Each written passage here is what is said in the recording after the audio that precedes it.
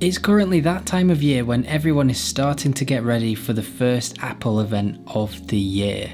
It's rumoured to be happening around early March-ish. I'm not sure the exact date yet. However, there are rumours flying around literally all over the place as to what products we might see at this event and also at Apple events over the next year, which is great. People get excited about it. It builds suspense and hype around all of these events. Now, rumours and leaks are something that has started to happen a lot more as the years have gone on, with a lot more detailed rumours and leaks being leaked out into the public before these actual events take place where the products are released. Sometimes these leaks are incredibly accurate and we do end up getting those exact products. However, sometimes they're not quite so accurate and we don't get that product at all, or maybe for a long while into the future. The most recent example of that would be with the latest Apple Watch. With its redesign, people were expecting a complete redesign of the Apple Watch that didn't end up coming with the Apple Watch Series 7. Now, Apple, as we know, are incredibly secretive about all of their technology and devices that they are working on, and they spend millions every single year trying to ensure that as little as possible is leaked out into the public about what they are working on and what they are planning to release into the future. They try and keep everything as tightly knit as they possibly can within their Apple environment, so only the people who work for Apple know what is going on into the future. And there is some very good reasons for that, which we will touch on later in this video. However, as much as some people really like to keep up to date with these rumours and leaks so they know what to expect, I personally just have one problem with them, and that is that it ruins the fun and the enjoyment of these actual Apple events. Now, Apple, as we know, they like to put on these huge Apple events where everyone can watch the keynote, or more recently over the last 2 years with COVID and things like that, they've done these online events, which is a very well put together video showcasing all of the products that they are releasing. And Apple goes all out on these. They spend millions on these videos and they look incredible. However, with all of the leaks and the rumours, it takes away the element of surprise and that enjoyment of what is going to be coming next, because you do kind of already know what is coming next. I remember back in 2007 when the original iPhone was released. Before that keynote, I knew nothing about the iPhone. I learned everything about it from watching that keynote presentation with Steve Jobs and researching it after, and that made the whole event much more intriguing and much more exciting because I was learning about that product at that specific time. Now, you could say it was slightly different back then because at that time the iPhone was a brand new device and it was so far ahead in terms of technology of anything else that there was that element of surprise and that element of intrigue, and even the fact that it existed in the first place was incredible. So as time has gone on, we have kind of lost that element of surprise a little bit, but with leaks being introduced into that as well, it really does take that intrigue and excitement away from the event. Just my personal view. And ever since then, these rumours and leaks have started to become even more mainstream, and people have started to make really good money from talking about them and even make full-time careers from it as well, by writing blogs about them and making YouTube videos. And yes, I do realise that does sound a little bit ironic as I'm sat here making a YouTube video about this very topic. But aside from taking away an element of surprise and the fun from these events, because we know what is going to be coming at them, there can also be impacts on the specific businesses that these rumours and leaks are about. They can have both positive and negative effects on Apple. As I mentioned before, Apple spends millions on making sure as much as possible that they are doing and that they're working on is kept secret from everyone so they can't be leaked out into the public. This is because they don't want other businesses, rival businesses like Samsung for example, they don't want Samsung to see what they are working on for future devices, because they then lose their competitive advantage that they have in that area.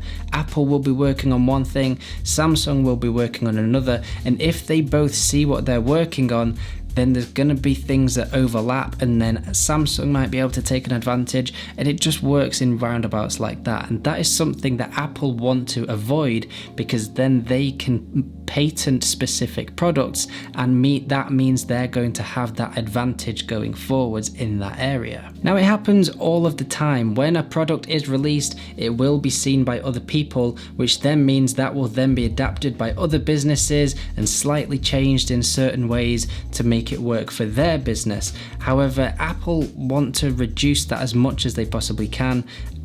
As you would completely expect, they want to work on their stuff, they want to patent their stuff, which then means they are market leaders in that specific area, and they're then likely going to make more money.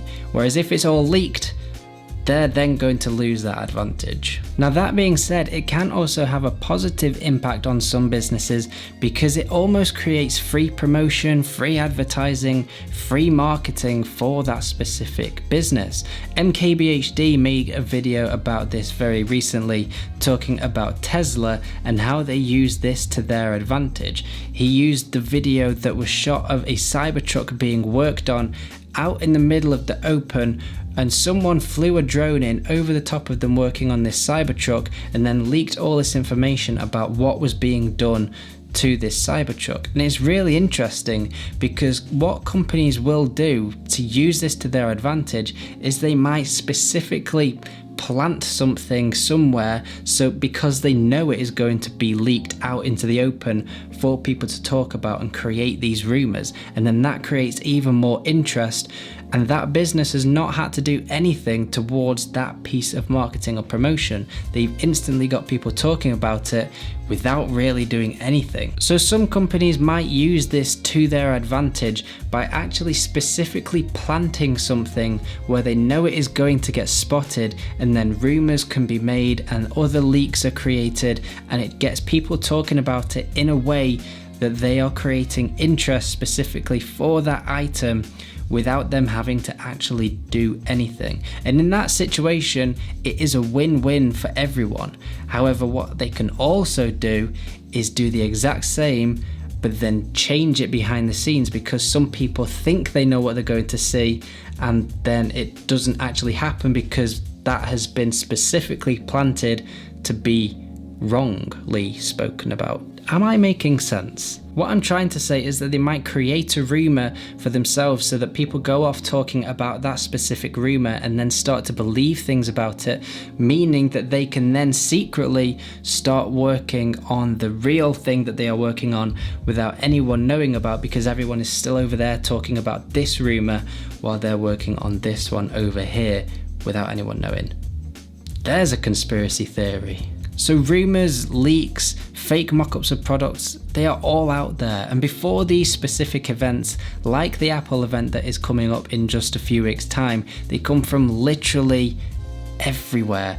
And as well, people start to become experts in what might actually be released at these events. Me personally, I'm just not really a fan of it. I try and avoid all of the leaks and rumours as much as I possibly can, so then when that event does actually come round, I can sit and watch it for what it actually is and learn about all of this incredible technology that is being released. I don't really want to watch the event. Bloody hell. It's absolutely hammering it down. I apologise if you can hear the rain.